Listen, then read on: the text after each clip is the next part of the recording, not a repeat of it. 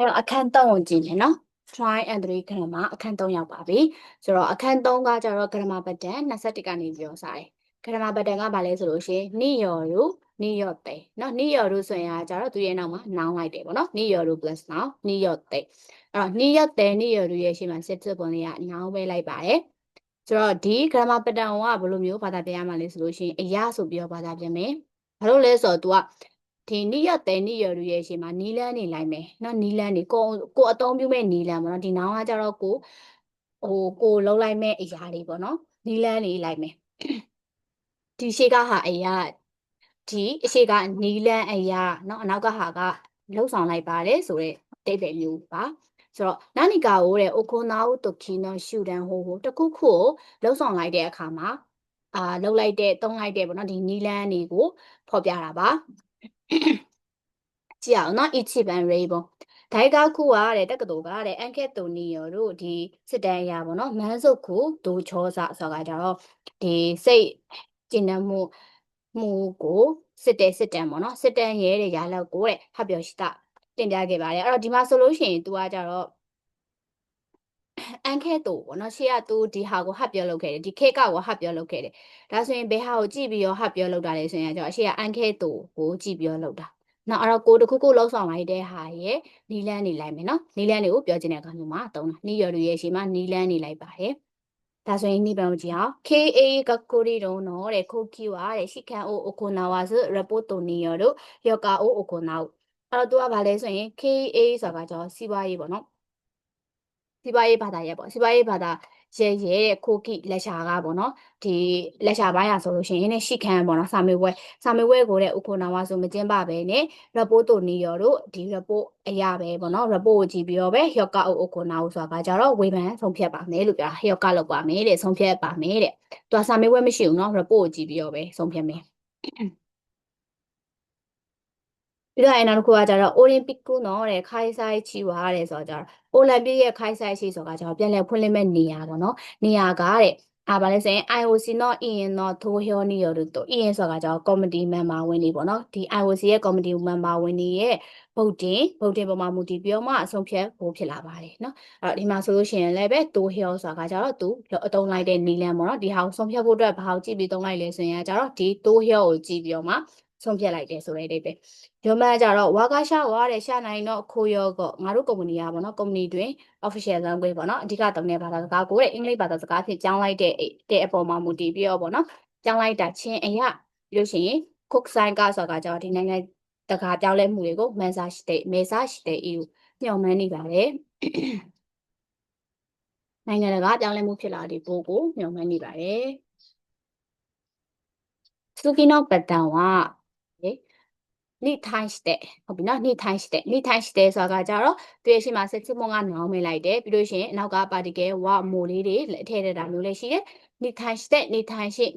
စရူ plus နောင်နိထိုင်းစရူဆိုရင်ကြောနောက်ကနောင်လေးပါကပ်ပြီးတော့ပါမယ်ပေါ့နော်ဆိုတော့သူကကြောဘယ်လိုမျိုးပြောရလဲဆိုလို့ရှိရင်ဘယ်လိုဘာသာပြန်မလဲဆိုလို့ရှိရင်အပေါ်မှာနော်အပေါ်မှာနောက်ပြီးတော့ကြတော့ဒီ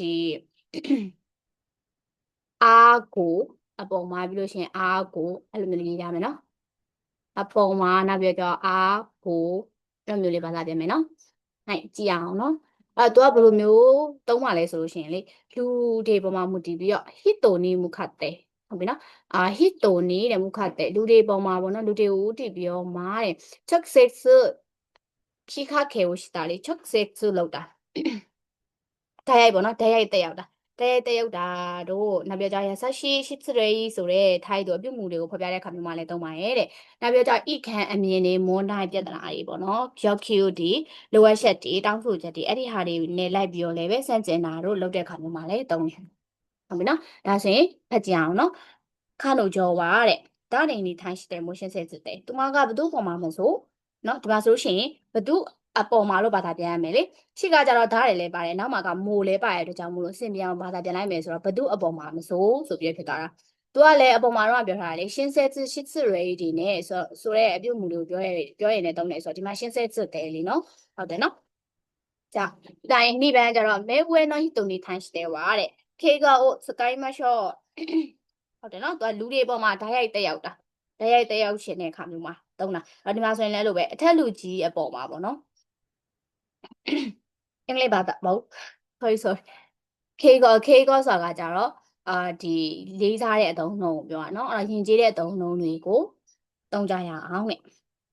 ကြဒါဆိုရင်ရေမွန်တတိယတစ်ချောင်းကကြတော့ရှိရှိလျူကစေးနေထိုင်းစစ်တဲ့နော်ရှိရှိဆိုတာကကြတော့ဒီကိုစိမ့်နဲ့ကိုကြောင်းတနေရဲ့နိုင်ငံခြားကျောင်းသားတွေရဲ့ပုံမှာတဲ့ shortcut ကိုဟင်းနာတုံတော့ဘောနော် scholarship ပတ်စံတွေရဲ့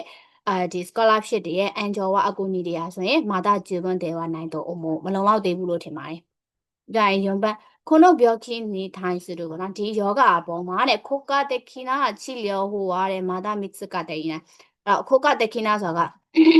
အကျိုးတရားမှု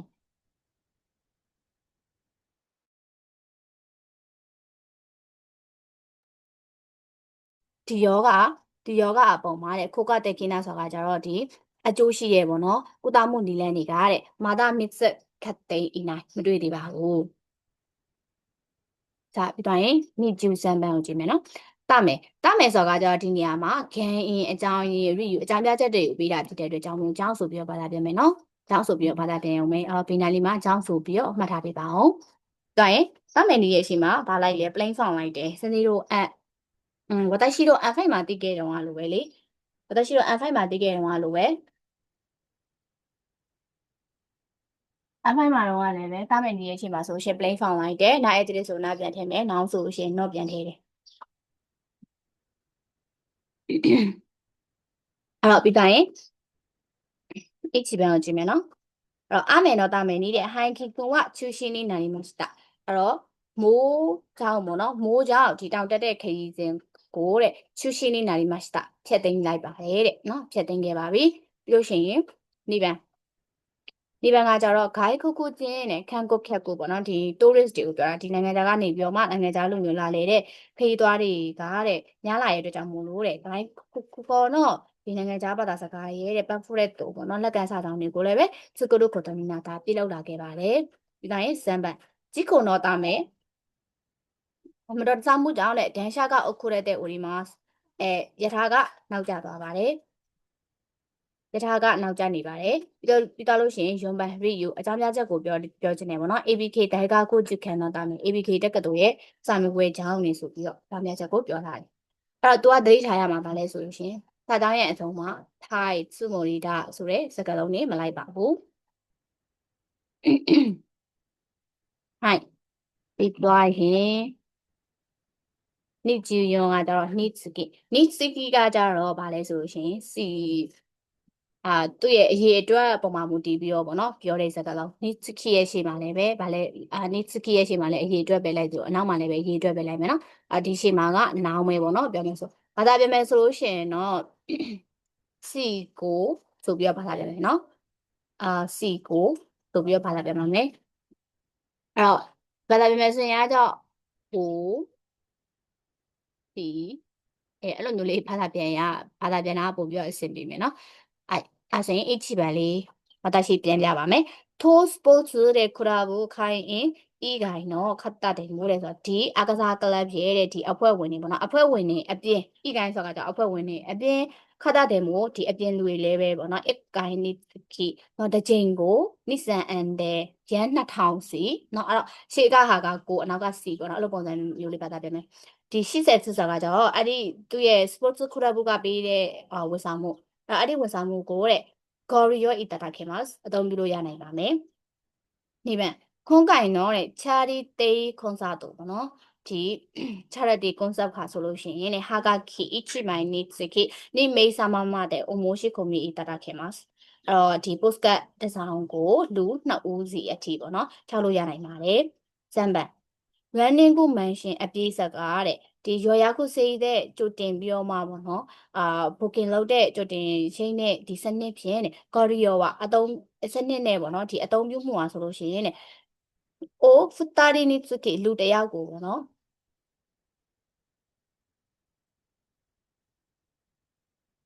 အိုဟစ်တိုရီနီစုကေလူတယောက်ကိုဖတာရီဟိုပေါ့ဟီတာရီနော် လူတစ်ယောက်ကိုဆိုရင်ကျတော့ဟိတာတွေဖြစ်မှာအဲ့တော့လူတစ်ယောက်ကိုမိနစ်30စီအထိပေါ့နော်တူနာတဲ့ဦးဒီမှာမိနစ်30လောက်အထိဆိုပြီးတော့မှသတ်မှတ်ထားပါရဲ့တဲ့ဟဲ့ကြလို့ရှိရင်နောက်တစ်ခုကြည့်အောင်နော်တိုးတွေကကြတော့ဖြစ်တဲ့အတိုင်းလို့ဘာသာပြန်မယ်နော်အဲ့တော့ तू ကကြတော့စစတို့ဝတ်ရှိတော့ N4 မှာတည်ခဲ့တာကကြတော့လုတ်တဲ့အတိုင်းအရှိကသူလှုပ်လိုက်တဲ့အတိုင်းပဲလိုက်လုတ်တယ်ဆိုတဲ့ပုံစံမျိုးပေါ့နော်ဒီမှာကကြတော့သူ့ရဲ့အချိန်မှာ verb လို့လဲလိုက်မယ် verb တလဲလိုက်မယ် noun တော့လဲလိုက်မယ်နော်တိုရီတတိုရီနိအဲ့တော့အရှိကသူများလုပ်တဲ့အတိုင်းမဟုတ်ဘဲနဲ့လေကိုတွေးထားတဲ့အတိုင်းဖြစ်တယ်ဆိုရင်လည်းသုံးလို့ရတယ်ဒီမှာကကြတော့ဒါလေးပို့လာတာပေါ့နော်ပြောခဲ့တဲ့ဟာတွေပြီးလို့ရှိရင်ရောဆိုစိတ်ကူခဲ့တဲ့ဟာတွေကကိုတွေးထားတဲ့စိတ်ကူခဲ့တဲ့အတိုင်းเนาะတခြားသူပြောတဲ့အတိုင်းဖြစ်လာတယ်ဆိုတဲ့အခါမျိုးမှလည်းတုံးတယ်ဘာသာပြန်မယ်ဆိုရင်တော့ဖြစ်တဲ့အတိုင်းလို့ဘာသာပြန်အောင်မယ်เนาะဆိုတော့ဒီပင်နာလေးမှာတဲ့အတိုင်းဆိုပြီးတော့မှတ်ထားပေးပါပြန်မယ်เนาะပြီးတော့ရင်ဒါတော့ ichi ban ကိုကြည့်မယ် ichi ban ကကြတော့တဲ့ကျောင်းတော့ichi ban ကဘာလဲဆိုလို့ရှိရင်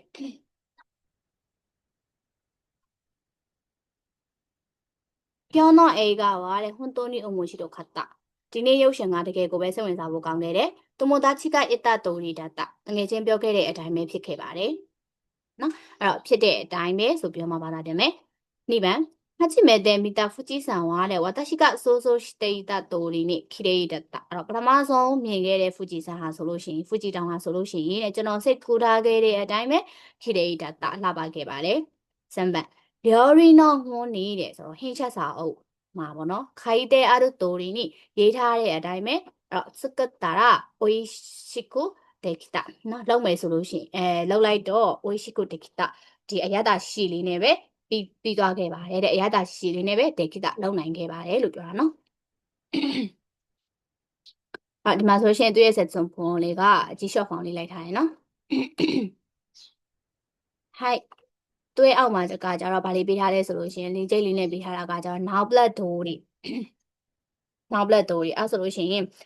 now တော့ဆိုရင်ကတော့ဒိုးတွေ not ဖြုတ်လိုက်မယ်ဆိုရင် now blood ဒိုးတွေဖြစ်သွားမယ်နော်